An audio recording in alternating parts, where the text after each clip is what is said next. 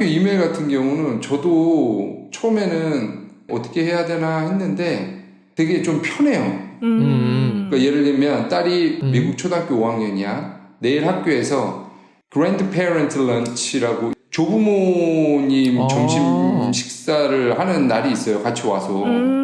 이건 제가 겪은 일인데 조부모 행사라 그래가지고 할머니 할아버지가 여기 안 사니까 그래서 그냥 혼자 가라 그랬어요 작년에. 그랬더니 알고 보니까 부모님도 와도 되는 거였더라고요.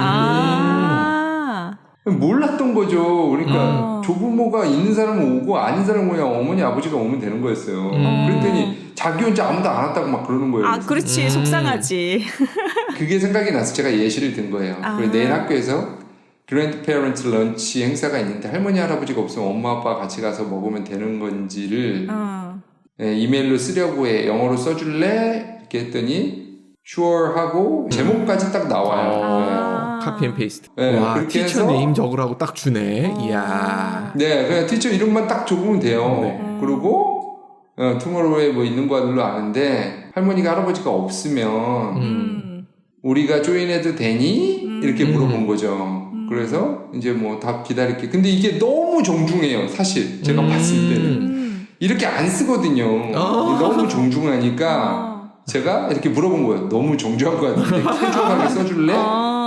그랬더니 또 바꿔줘요. 하이로 바꿨네. 바로 디어가 아니고 하이가 나오고 I saw there is 이렇게 이런 식으로 되게 We love to join이라고 이렇게 바꾸잖아요. 이런 식으로 어체나 이렇게 문체나 이런 것도 다 바꿔줘요. 여기서 좀 더 명랑하게 써줄래? 그러면은 이런 식으로 더 선생님 분위기나 뭐 이런 걸 맞춰가지고 좀 어느 정도를 쓸 수 있어요. 그 선생님이 써준 이메일이 있었을 거 아니에요. 그걸로 계속 왔다 갔다 해도 돼요. 맞아요. 그러면 얘가 훨씬 더 거기에 잘 맞춰질 맞아요. 것 같아요. 그러니까 예를 들어 선생님이 뭐라고 왔어요. 근데 내가 또 답을 해야 돼요. 네. 뭐 그러면 그 yes or no밖에 없는 거잖아요. 근데 그런 게 아니고 계속 뭐 뭔가를 주고받아야 되는 상황이에요. 그럼 상황 설명해주고 선생님 이렇게 메일이 왔어. 내가 어떻게 메일을 써야 돼. 그리고 나는 내 생각은 이래서 이렇게 답변을 하고 싶어. 라고 하면 걔가 또 쭉 써줘요. 이야, 훌륭하다. 그 톤을 맞춰서 써달라고 하면 톤을 맞춰서 다 써줘요. 너무 좋다. 세상에. 그러니까 이게 뭐 선생님이랑 미국 가서 별로 뭐 만날 일은 가끔 있지만 통할 일 없거든요. 이메일로 다 하거든요. 그 이메일을 부자연스럽게 쓰면 이상할 것 같잖아요. 그러니까 이걸 자연스럽게 이렇게 해주니까 훨씬 더 제가 봤을 땐 챗GPT가 많이 도움이 되는 것 같아요. 그러네요. 팝하고 돌리는 거하고 수준이 그렇죠. 그렇구나. 팝하고는 이런 기능 없습니다. 그 팝하고는 이게 맞는지 틀리는지 감이 안 오잖아요. 그리고 어법 이상해요. 네. 틀린 것도 많고, 그래서 이거는 제가 봤을 때 상당히 괜찮은 것 같아요. 학교에 이메일 쓰고 뭐하고 하는 학부모님도 화이팅. 이제 할 수 있다 나도. 그렇죠. 그렇죠. 그 선생님 입장에서도 이렇게 메일을 받으면 편할 것 같아. 뭔가 그렇죠. 이해가 딱딱 되죠. 맞아요. 네네. 해석하는데 시간을 안 써도 된다. 그것도 그렇죠. 그렇고 상대가 어리숙한 것 같고 뭔가 잘 못하는 것 같으면 여기서도 뭘 해줘야 될 것 같고 배려해야 될 것 같고 되게 역시 배려형 인간. 아니 신경 써야 될 것 같은 느낌이 드니까 배려할 수도 있고 무시할 수도 있죠. 역시 제가 하고 싶었던 말이 그 말입니다. 여하튼 너무 밝게 보시네. 세상을 선생님 너무 밝게 보시는 보시는 네, 그런 분이세요. 세상이 밝지 않아요. 네. 죄송합니다. 제가 너무 달고 달았죠. 아니에요. 네. 이분이 순박하신 거예요. 아니 그게 맞아요. 이거 시험 문제도 낼 수가 있어요.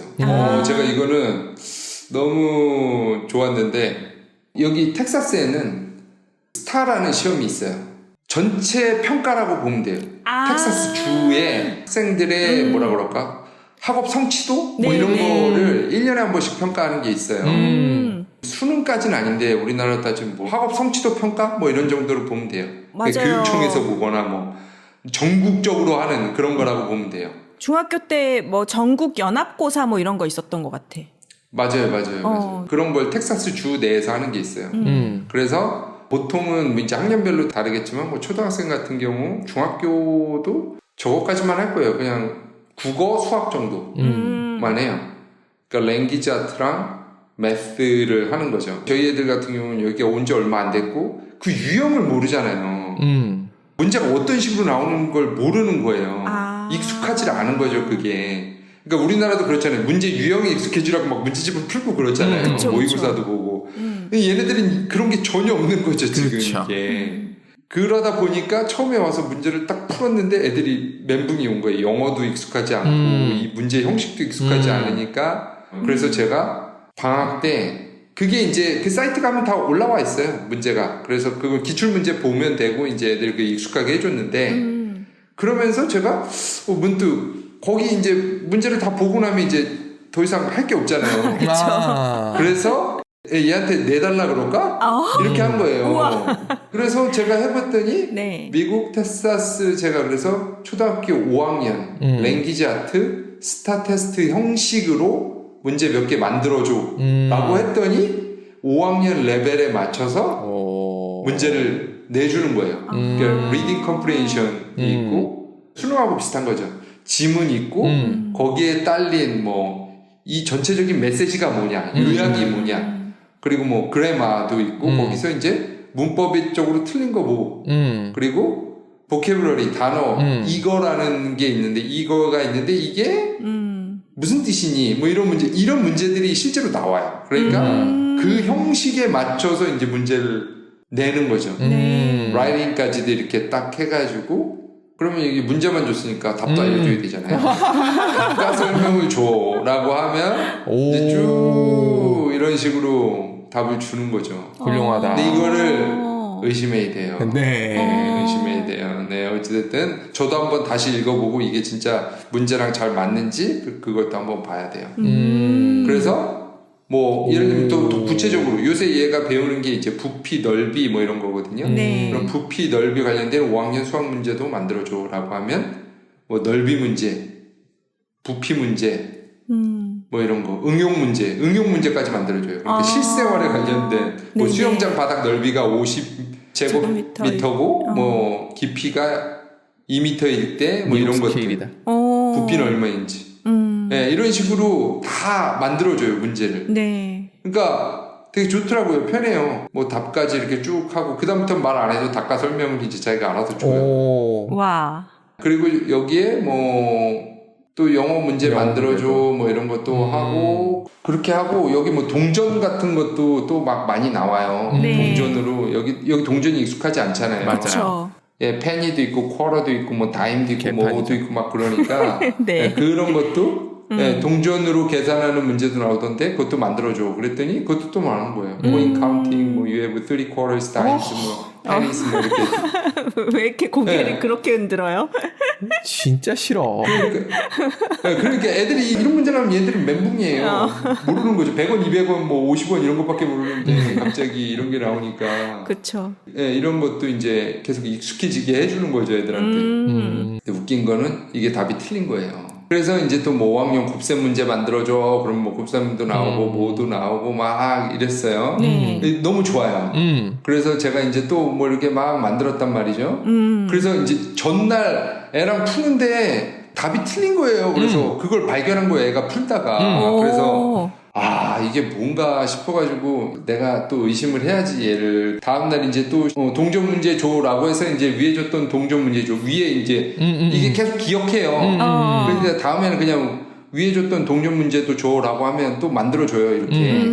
제가 1번을 딱 계산해보니까 틀린 거예요. 보세요. 50 더하기 30 더하기 5 더하기 4면은 89잖아요. 네. 89인데 84라고 한 거예요. 1번 답은 89 아니야? 그랬더니 맞아, 1번은 89야. 다시 계산해볼게. 그래.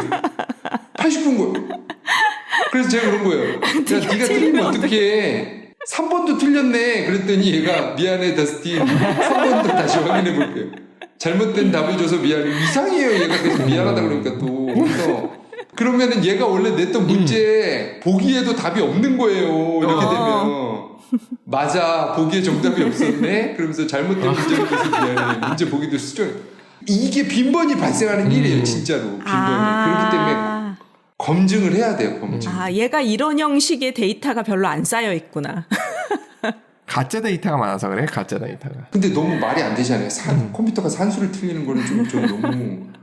검색을 잘못하는 건 제가 이해를 하겠는데 네. 산수 계산을 못하는 거는 그러니까요. 그러니까 챗GPT가 계산을 하는 게 아니라 네. 얘는 단순히 검색한 결과에서 확률로 얘기를 하고 있는 거기 때문에 계산을 하고 있을 거라는 생각은 내려놔야 돼요. 계산 안 해요. 그런 계산은. 그러면은 제가 봤을 때는 제가 다시 시키면 너 틀렸어 라고 네. 할 때 그때 계산하나 보네요. 그랬을 때 그 데이터를 다시 검색을 하면서 아마도 필터링을 할 거예요. 확률을 그리고 다시 조절을 하고 이런 식으로 할 거예요. 어쨌든 얘는 계산을 하는 애가 아니다. 아니야. 네. 이상한 어쨌든 애네. 그래서 제가 네. 오늘 낸 문제 틀린 게 있는지 다시 확인해봐 그랬더니 처음엔 동전 문제 1번과 3번 실수를 했지만 지금은 모두 수정했어. 다른 문제들은 정확하게 됐으니 오류가 없어 라고 계속 다그쳐야 돼요. 다그치면서 잘 조련을 해야 내가 원하는 답을 얻을 수 있다. 네. 컴퓨터가 틀릴 리가 있어 그러면서 애를 잡지 말고 의심을 해야 됩니다. 이렇게 되면 엄빠가 같이 공부를 해야 되는 사태가 생기네요. 그죠. 얘만 믿고 그냥 그러면 안 돼요. 믿을 게 없네. 학원 선생님도 믿기 힘들고. 네.